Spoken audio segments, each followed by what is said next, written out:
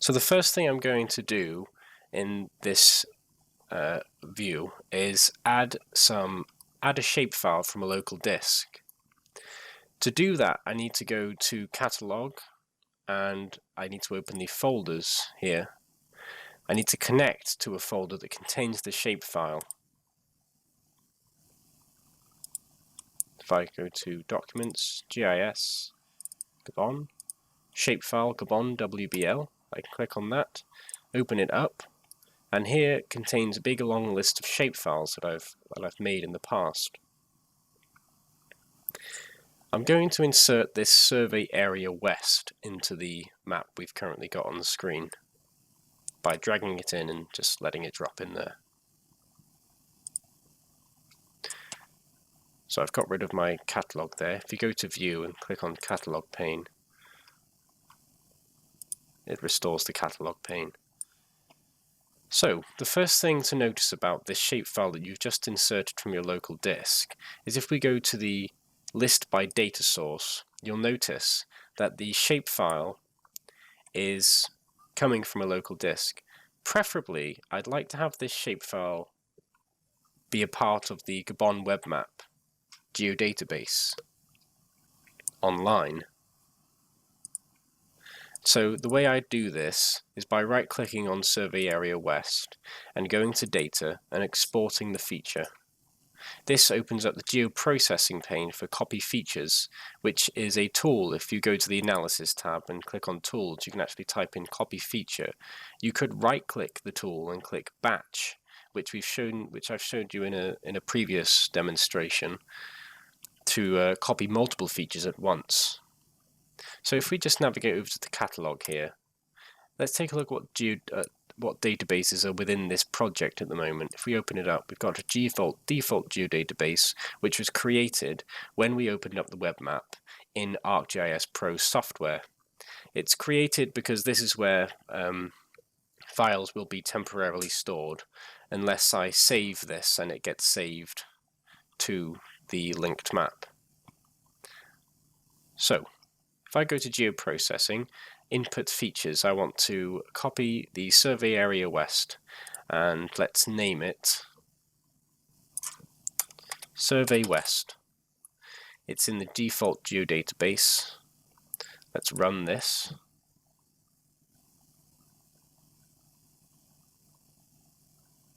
So now once we've copied that over, we can get rid of the Survey Area West from our local disk.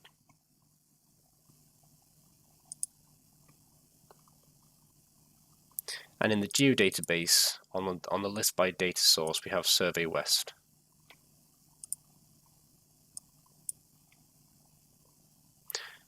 Okay, so now let's get into some analytical techniques.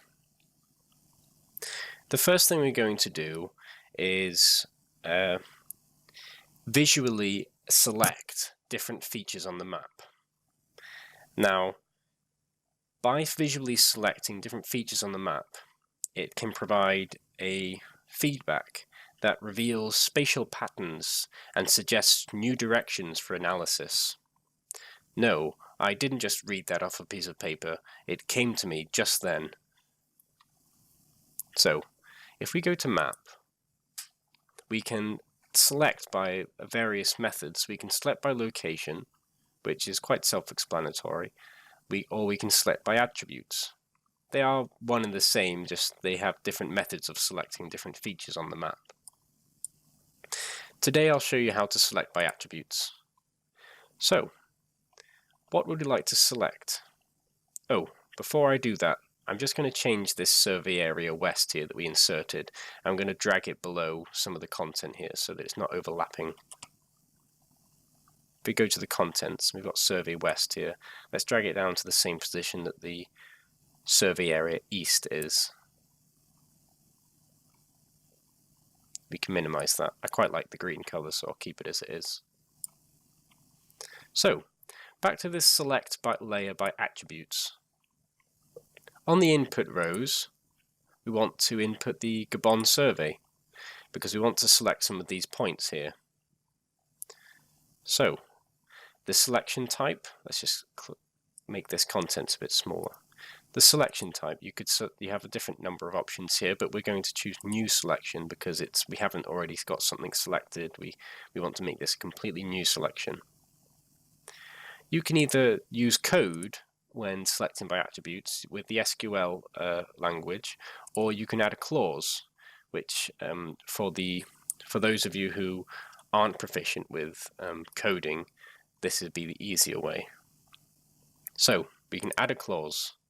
What do we want to search for? Well, I'd like to look for sightings of African forest elephants out of all of the points here. So let's choose, first of all, type of event is equal to sighting, animal sightings. So you can have equal to, or you can have a bunch of other options. These would become useful when you have to first think of what you want to do. So I know I want to select all of the sightings of African forest elephants in the area, so I don't need to use any of these other options. Is equal to is sufficient. Generally it will be sufficient, but if you have complex selection methodologies, then you might choose a different parameter. So I don't want to just choose all of these sightings of animals. I want to narrow down that selection to African forest elephants. So let's add another clause. Or rather, I've just added the clause there, but let's add a new clause underneath it. So I can choose now as an additional option and, or. And means that it is dependent on the first selection criteria. So if I choose and I choose an animal is equal to African forest elephants, what I've essentially said there is that I want to select all of the points on this map that are equal to sightings and African forest elephants. So the criteria that must be followed is that it must be a sighting and it must be a sighting of an African forest elephant. So let me add that clause. Let's see if we run it, how many selections we get. So all of these highlighted points on the map here are sightings of African forest elephants. But let's say I also want to select the points that are dung. I want African elephant dung as well. We can add a clause, and this time I'm going to say or. I'll choose dung type is equal to African forest elephant. So by choosing or, I'm saying through these clauses, I want to select the sightings of African forest elephants or African forest elephant dung. So if I run that, then there are a couple new points that have been selected. These are African elephant dung sites. But for the purposes of this demonstration, I don't want to choose dung type, so I'll get rid of that clause and run it once more. So now I have all of the sightings of African forest elephants. I'd like them to be separate to the rest of the data points. At the moment, all I've done is selected them. So if we no longer want to select anything because we've got our selection, so we can get rid of this pane here.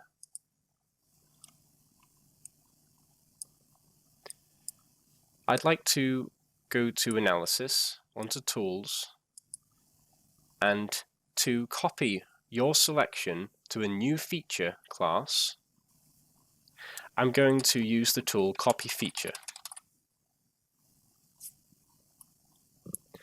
If I click on Copy Features, remember I could right-click it and go to Batch and copy multiple features, but if I click on Copy Features, I can input the Gabon survey, because the selection that I have on the screen at the moment is part of the Gabon survey. I don't have all the points in the Gabon survey selected, but it's not going to copy those over because I haven't selected them. So the output feature class, let's call it elephant sightings. It's going to be stored within the default geodatabase that was created when we created this project. So let's run that.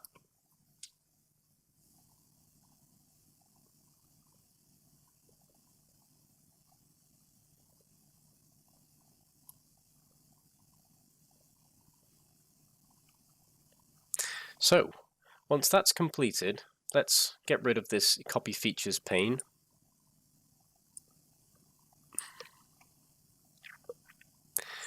And let's review what we have here. First of all, let's get rid of all of the map, just so we can see things a bit more clearly. I'll hold down Control and click on the tick in the contents pane here to get rid of everything. Now nothing is selected.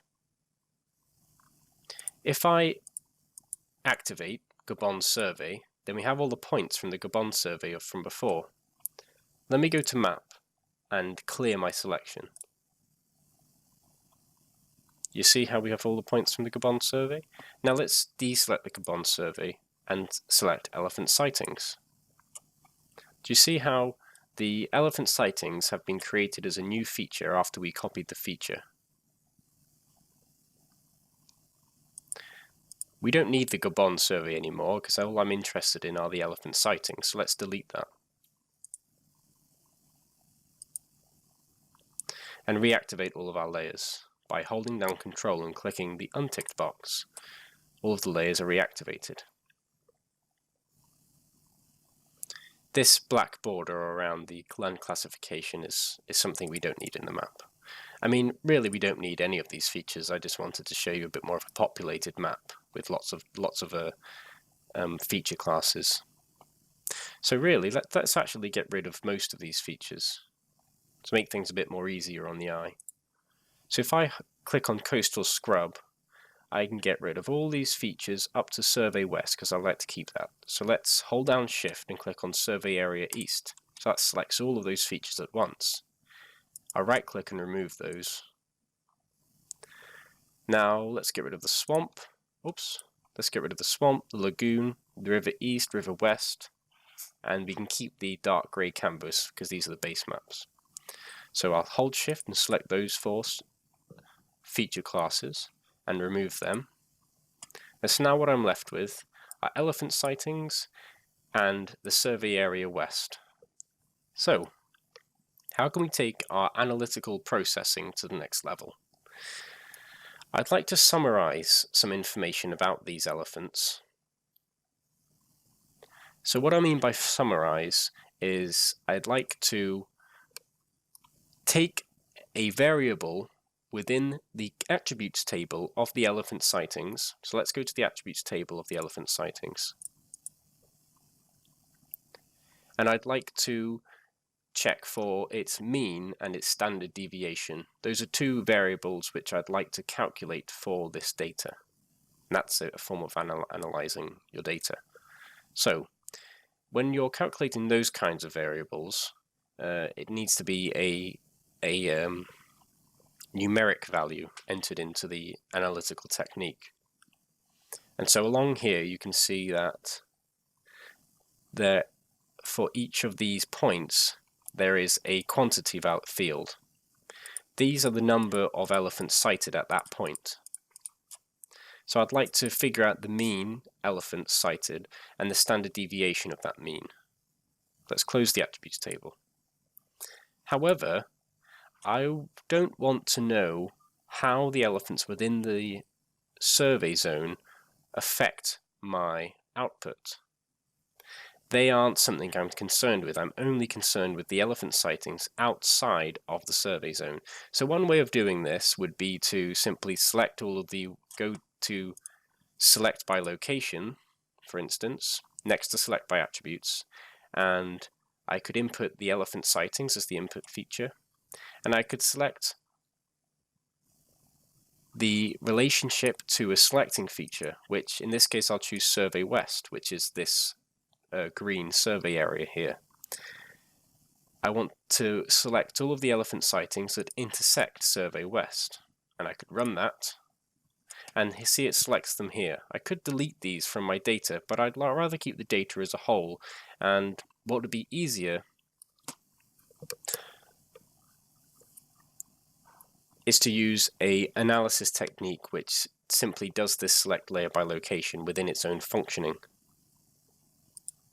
So just as a side note, if you are selecting by location, you'll have this option down here called Invert Spatial Relationship. If I were to click that, then it would select everything other than what I've selected there. It's quite self-explanatory. But let's get rid of that. Let's right-click and clear our selection. If we go to Analysis, we have two options here to summarize data: Summarize Nearby and Summarize Within.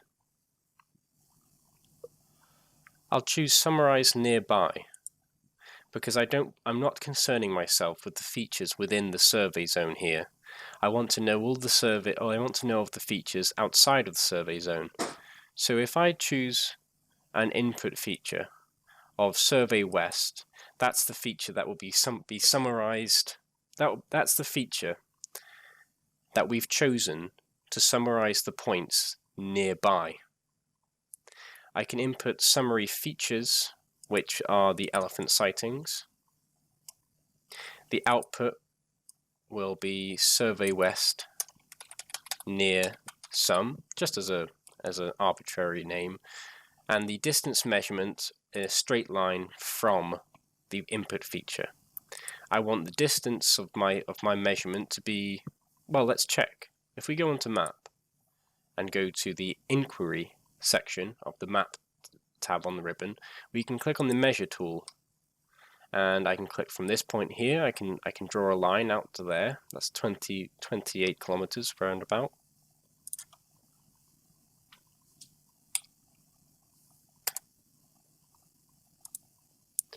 I can click on the point here and go down out to here. That's about 30 kilometers. Okay, so let's use 30 kilometers as our distance measurement. I'd like to summarize all the features nearby this polygon at a distance of 30 kilometers. Distance units is already selected as kilometers, but you can change it if you want to.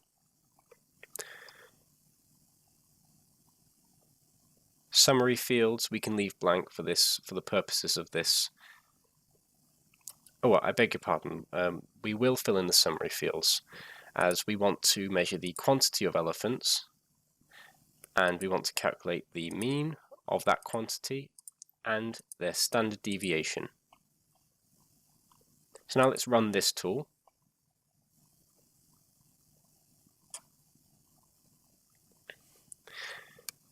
As you can see, once this tool has ran, it's actually done something which we didn't want.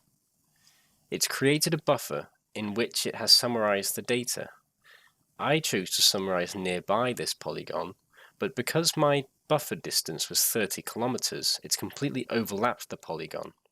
And so if we go on to the attributes table here, you'll notice that the average quantity of elephants per point is 2, and the standard deviation of that is 1, roundabout. Okay, so let's turn that off.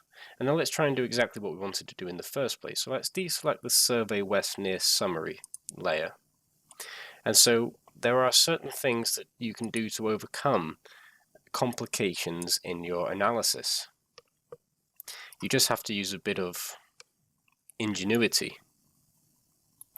And so if I want to measure all of the features outside of this survey area, what I could do, I know for a fact that I need a 30-kilometer buffer. So I'm going to make a buffer around this polygon. Let's go to the Analysis tab and go to Tools. Buffer is handy as it's already in my Favorites tab. I can click on it here, Buffer tool. I could also batch buffer things if I wanted to, but I'm not going to. I will input feature. Let's input the Survey West polygon, this green bit here. Output feature, Survey West buffer. Yeah, I'll leave the name as it is. That's fine enough. Distance value. Well, I want 30 kilometers. Side type full. Now, that's what we did before with the Summarize Nearby tool. This time, I want to exclude the input polygon from the buffer. And you can leave the method and the dissolve type as they are. Let's run this tool. Once the buffer is completed, as you can see, a 30-kilometer buffer has been created around the polygon. it doesn't include the polygon. In fact, there's an empty area when I turn the survey west off. This is exactly what we wanted. So let's get rid of this buffer pane now because we don't need it. So to do exactly what we did before, to summarize the data of the elephant points outside of the polygon, we can do the summarize within rather than the summarize nearby. When we chose the summarize nearby, the survey west near sum feature class that we created actually encompassed the polygon that we want to avoid. And so here you can see a limitation of this particular analytical tool.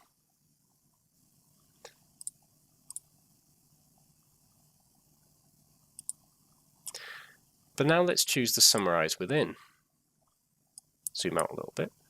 If we put the input polygon for the summarize within feature as the survey west buffer, the input summary features as elephant sightings, as we did before with the summarize nearby, and the output summarize feature we can choose to be survey west near some buffer.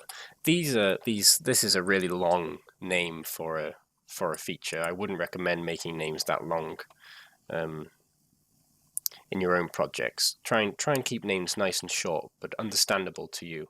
I won't be using these feature classes again, so I won't bother with that. But just as an example, you could just have this as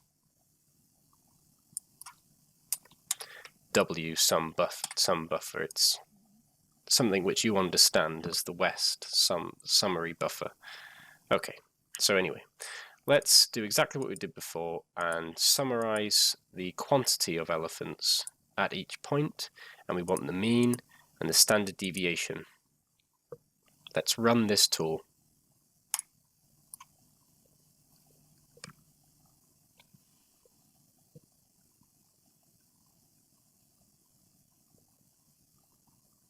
So it's created a new feature here. We can get rid of the buffer now because we don't need it anymore.